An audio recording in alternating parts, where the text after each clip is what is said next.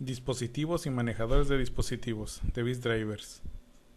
El sistema de entrada-salida es la parte del sistema operativo que se ocupa de facilitar el manejo de los dispositivos de entrada-salida, ofreciendo una visión lógica simplificada de los mismos que pueda ser usada por otros componentes del sistema operativo o incluso por el usuario. El sistema operativo debe controlar el funcionamiento de todos los dispositivos de entrada-salida para alcanzar los siguientes objetivos: facilitar el manejo de los dispositivos de entrada-salida, optimizar la entrada-salida del sistema, proporcionar dispositivos virtuales y permitir la conexión de dispositivos nuevos de entrada-salida. En el modelo de un periférico se distinguen dos elementos: periféricos o dispositivos de entrada-salida, elementos que se conectan a la unidad central de proceso a través de las unidades de entrada-salida. Son el componente mecánico que se conecta a la computadora. Controladores de dispositivos o unidades de entrada-salida se encargan de hacer la transferencia de información entre la memoria principal y los periféricos. Se denomina periféricos a los aparatos o dispositivos auxiliares e independientes conectados a la CPU de una computadora. Se pueden clasificar en dos grandes categorías: dispositivos de bloques, dispositivos que almacenan la información en bloques de tamaño fijo, discos, o dispositivos de caracteres, manejan la información mediante un flujo de caracteres sin estructurarlos en bloques, como el mouse, teclado o impresora.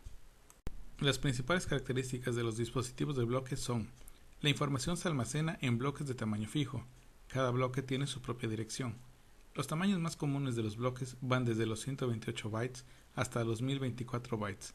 Se puede leer o escribir en un bloque de forma independiente de los demás, en cualquier momento, y un ejemplo típico de dispositivos de bloque son los discos. Las principales características de los dispositivos de carácter son: la información se transfiere como un flujo de caracteres, sin sujetarse a una estructura de bloques. No se pueden utilizar direcciones, no tienen una operación de búsqueda. Un ejemplo típico de dispositivos de carácter son las impresoras de línea, terminales, interfaces de una red, ratones, etc. Todos los dispositivos de entrada-salida se pueden agrupar en tres grandes grupos: dispositivos de interfaz de usuario, dispositivos que permiten la comunicación entre los usuarios y la computadora, dispositivos de almacenamiento, se usan para proporcionar almacenamiento no volátil de datos y memoria. Dispositivos de comunicaciones, permiten conectar a la computadora con otras computadoras a través de una red. 4.2 Mecanismos y funciones de los manejadores de dispositivos, también conocido como device drivers. Es un controlador de dispositivo. Es un programa informático que permite al sistema operativo interactuar con un periférico, haciendo una abstracción del hardware y proporcionando una interfaz posiblemente estandarizada para usarlo. Se puede esquematizar como un manual de instrucciones que le indica cómo debe controlar y comunicarse con un dispositivo en particular. Los controladores de dispositivos son programas añadidos al núcleo del sistema operativo, concebidos inicialmente para gestionar periféricos y dispositivos especiales. Pueden ser de dos tipos: orientados a caracteres, tales como los dispositivos null, aux, PRN del sistema, que reciben o envían la información carácter a carácter, y orientados a bloques, constituyendo las conocidas unidades de disco que procesan bloques de cierta longitud en bits o sectores. El controlador es el componente más importante desde el punto de vista del sistema operativo, ya que constituye la interfaz del dispositivo con el bus de la computadora, y es el componente que se ve desde la CPU. El sistema operativo generalmente trabaja con el controlador y no con el dispositivo. La interfaz entre el controlador y el dispositivo es con frecuencia de muy bajo nivel. La comunicación es mediante un flujo de bits en serie que comienza con un preámbulo, sigue con una serie de bits de un sector de disco, por ejemplo, concluye con una suma para verificación o un código corrector de errores. El preámbulo se escribe al dar formato al disco. Contiene el número de cilindro y sector, el tamaño de sector y otros datos similares.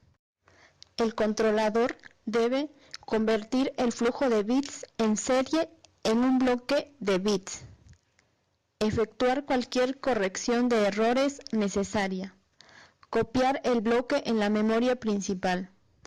Cada controlador posee registros que utiliza para comunicarse con el CPU. Puede ser parte del espacio normal de direcciones de la memoria, entrada y salida mapeada a memoria. Pueden utilizar un espacio de direcciones especial para la entrada y salida, asignando a cada controlador una parte de él. El sistema operativo realiza la entrada y salida al escribir comandos en los registros de los controladores. Los parámetros de los comandos también se cargan en los registros de los controladores. Al aceptar el comando, el CPU puede dejar al controlador y dedicarse a otro trabajo.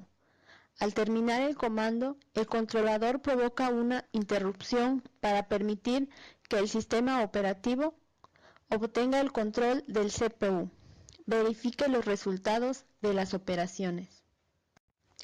El CPU obtiene los resultados y el estado del dispositivo al leer uno o más bits de información de los registros del controlador. Su programación se lleva a cabo mediante una interfaz de muy bajo nivel que proporciona acceso a una serie de registros del controlador, incluidos en el mapa de entrada y salida de la computadora, que se pueden acceder mediante instrucciones de máquina de entrada y salida. Hay 3 registros importantes en casi todos los controladores: registro de datos, registro de estado y registro de control.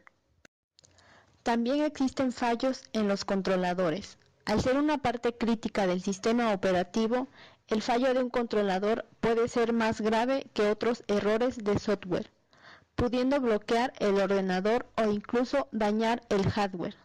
Debido a que el hardware es indeterminista, encontrar y solucionar un fallo en un controlador es una tarea complicada, ya que no solo hay que monitorear el programa, sino también el propio dispositivo. Estructuras de datos para manejo de dispositivos. Estructura simple o sistema monolítico. Los programas de aplicación pueden acceder a operaciones básicas de entrada-salida para escribir directamente en pantalla o discos. Este libre acceso hace que el sistema sea vulnerable. Además, este sistema también está limitado al hardware sobre el que corre. Otra estructura simple consiste de 2 partes separadas, el kernel y los programas de sistemas. El kernel fue posteriormente separado en manejadores o drivers de dispositivos y una serie de interfaces. El kernel provee el sistema de archivos, la programación de CPU, el administrador de memoria y otras funciones del sistema operativo. Estructura por capas o layers. La modularización de un sistema se puede representar de varias formas. La más utilizada es la de capas, la cual consiste en dividir el sistema operativo en un número de capas. La capa de menor nivel es el hardware y la de mayor nivel es la interfaz con el usuario. La principal ventaja es que cada capa cumple con una serie de funciones y servicios que brinda a las otras capas. Esto permite una mejor organización del sistema operativo y una depuración más fácil en este. Buffering, uso de memoria interna. Trata de mantener ocupados tanto al CPU como a los dispositivos de entrada-salida. Los datos se leen y se almacenan en un buffer. Una vez que los datos se han leído y la CPU va a iniciar inmediatamente la operación con ellos, el dispositivo de entrada es introducido para iniciar inmediatamente la siguiente lectura. Spooling. Esta forma de procesamiento se denomina spooling. Utiliza el disco como un buffer muy grande para leer tan por delante como sea posible de los dispositivos de entrada y para almacenar los ficheros hasta que los dispositivos de salida sean capaces de aceptarlos. Manejadores de interrupción. Los manejadores de interrupción se encargan de tratar las interrupciones que generan los controladores de dispositivos una vez que estos están listos para la transferencia de datos o bien han leído o escrito los datos de memoria principal en caso de acceso directo a memoria. Para tratar dicha interrupción se ejecuta el correspondiente manejador de interrupción cuyo efecto es el de salvar los registros, comunicar el evento al manejador del dispositivo y restaurar la ejecución de un proceso. Cuando una interrupción ocurre muy frecuentemente o cuando la cantidad de información a transferir es muy pequeña, sería muy costoso comunicar siempre el evento al manejador de dispositivos asociado. En estos casos, el propio manejador de interrupción registra la ocurrencia del evento, bien mediante el incremento de una variable global o la acumulación de caracteres en un buffer. La notificación al manejador se hace únicamente cada cierto número de ocurrencias del evento o activando un flag o bandera que indica que hay datos en el buffer. 4.4 Operaciones de entrada y salida. Tanto en la entrada y salida programada como la basada en interrupciones, la CPU debe encargarse de la transferencia de datos una vez que sabe que hay datos disponibles en el controlador. Una mejora importante para incrementar la concurrencia entre la CPU y la entrada y salida consiste en que el controlador del dispositivo se pueda encargar de efectuar la transferencia de datos. Esta técnica se denomina acceso directo a memoria, Direct Memory Access. Cuando se utiliza acceso directo a memoria, es el controlador el que se encarga directamente de transferir los datos entre el periférico y la memoria principal, sin requerir intervención alguna por parte del procesador. Esta técnica funciona de la siguiente manera. Cuando el procesador desea que se imprima un bloque de datos, envía una orden al controlador indicándole la siguiente información. Tipo de operación, lectura o escritura. Periférico involucrado en la operación.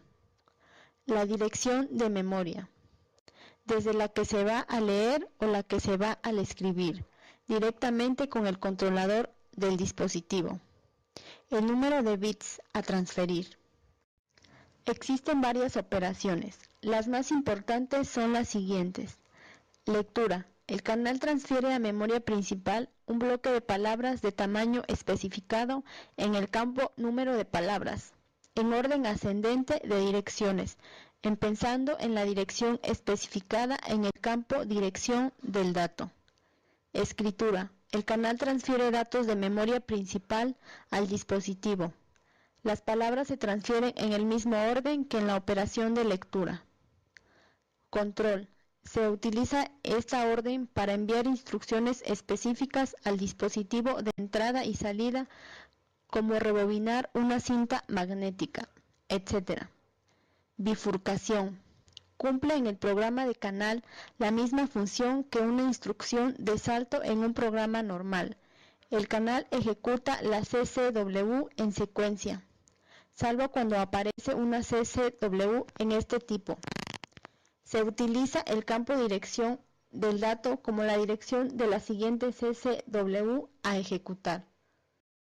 Los pasos a seguir en una operación de entrada y salida con DMA son los siguientes. 1. Programación de la operación de entrada y salida. Se indica al controlador la operación, los datos a transferir y la dirección de memoria sobre la que se efectuará la operación. 2. El controlador contesta aceptando la petición de entrada y salida.